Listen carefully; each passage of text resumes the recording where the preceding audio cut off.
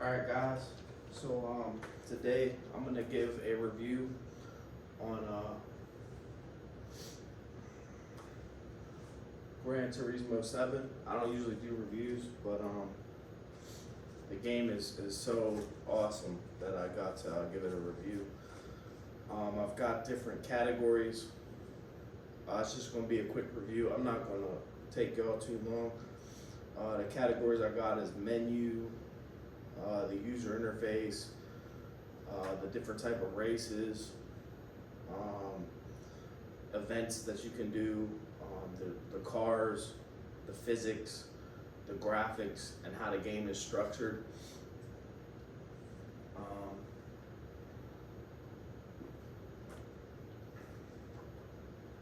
Be safe, don't drink and drive, don't do nothing on a public road. You know, be smart about it, people. There's a lot of stupid people out here that like to do idiotic things in the middle of traffic. I don't have to say that, but I feel like I should say it because, you know, just if you're gonna do something, make sure nobody's coming, make sure you're in a big wide open space. With that being said, hell, we can start off with the graphics, okay? I was gonna start off with the physics, we can start off with the graphics. The graphics on Gran Turismo Sport, the graphics on Gran Turismo 7 is like 3 times the graphics on Gran Turismo Sport. The graphics is incredible. I'm a resolution guy, not a frame rate guy. I'm a ray tracing guy, not a frame rate guy. So I have my Gran Turismo 7 settings on ray trace, and it does a great job. Like everything reflects off everything. The panels reflect off the cars. The lighting reflects off the shrubbery. Even the asphalt, the lighting will reflect off that. Just dynamic lighting. It adjusts to everything. It takes everything into account. The colors are there. It's all the right colors that you should be. It's dynamic weather. And the graphics are a 10 out of 10. I like how the game is structured, okay? And here's what I mean by that. Some people don't like to have to buy with real money the cars. That's where everybody differs. I am one of the people that like to buy real money for cars. And the reason that I like that is not because I like to get ripped off, but it's because I don't have time to sit there and earn and play the game that long. So if I want to get a certain car, I'll pay $4 for a car. I don't mind. That being said, for the other person who doesn't like paying real money for cars, the game is structured so that you can still make a good amount of credits within the game and not have to pay any money. Also, Gran Turismo used to be a lot more restrictive. Like, you had to have a certain car to get in a certain race, and I like what they did this time. They basically made it on a performance point. So if your car meets the performance points and the country that the car was made, they'll let you in the race. It used to be your car had to meet the performance requirements. The country was made in, mid-engine, front engine, rear engine, certain model, and I would never do any of the races. And like now, I find myself doing more of the races because of the way the game's structured. The physics. We'll get to the physics now. Dynamic's the word, guys. Dynamic's the word. There'll be some events where it's raining in the morning. The track is slippery. It's raining lap 1. When you get to lap 8, the track is not dry, but it's not as wet as it was when you started, and you feel all this. So you'll feel the difference from when it was raining. You'll feel the difference when it started to dry up. I also feel the steering's more dynamic. If you're making a left turn, but halfway down your left turn, you got a slope. I feel in GT Sport, you wouldn't necessarily feel a difference. I mean, you may feel a slight difference in the slope, but I feel in this game, you feel a difference.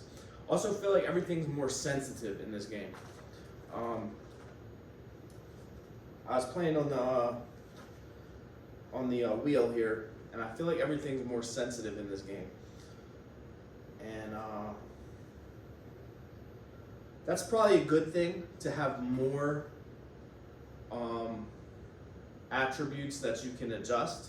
It's never a bad thing to have more attributes you can adjust, except for the fact that it might get confusing to some people.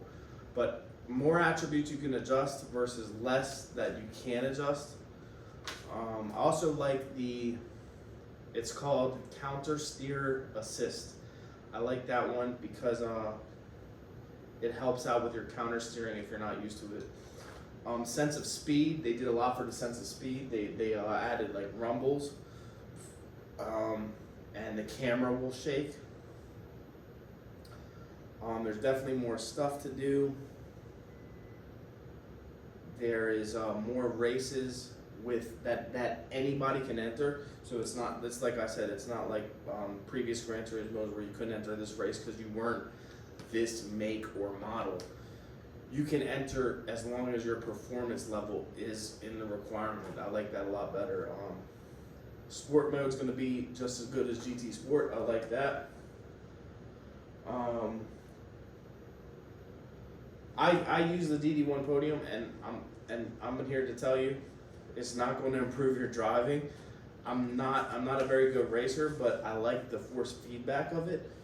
A lot of people knock me for having the GT Omega wheel stand on the DD1 podium. I feel that it's a perfect combination because that wheel is so strong that it transfers down. Every little vibration, it transfers down. And I can feel it. Like, it almost feels like you're in the real car.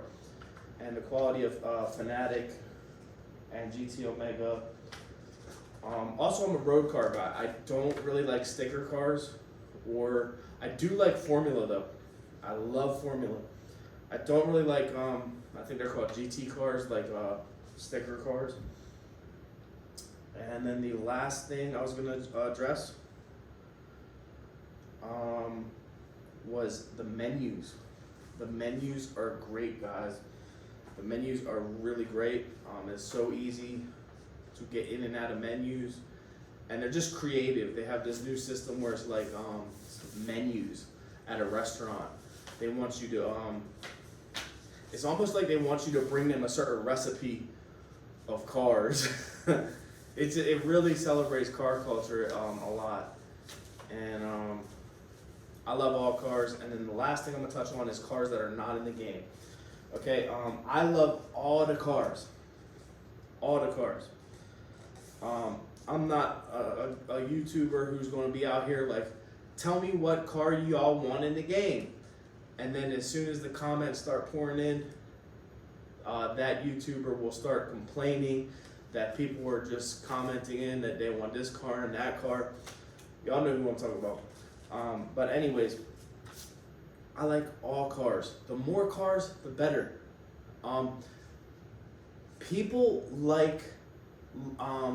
People are so finicky that they will like a convertible version over a coupe version. So it's never a bad thing to have more cars in the game. I love it. Y'all tell me what cars y'all want in the game. There's one YouTuber out here who will clickbait the video, be like, tell me what cars you want in the game.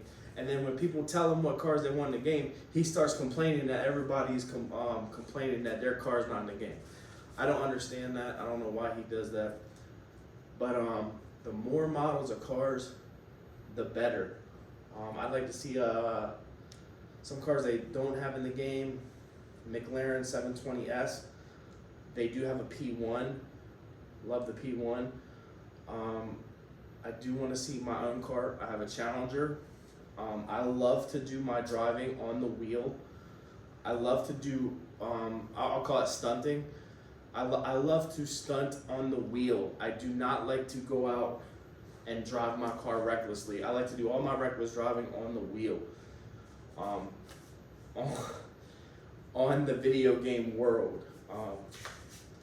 It's not to say I won't ever go to a track and do some fun stuff, but I like to do all my reckless stuff on the video game world. Other cars they don't have.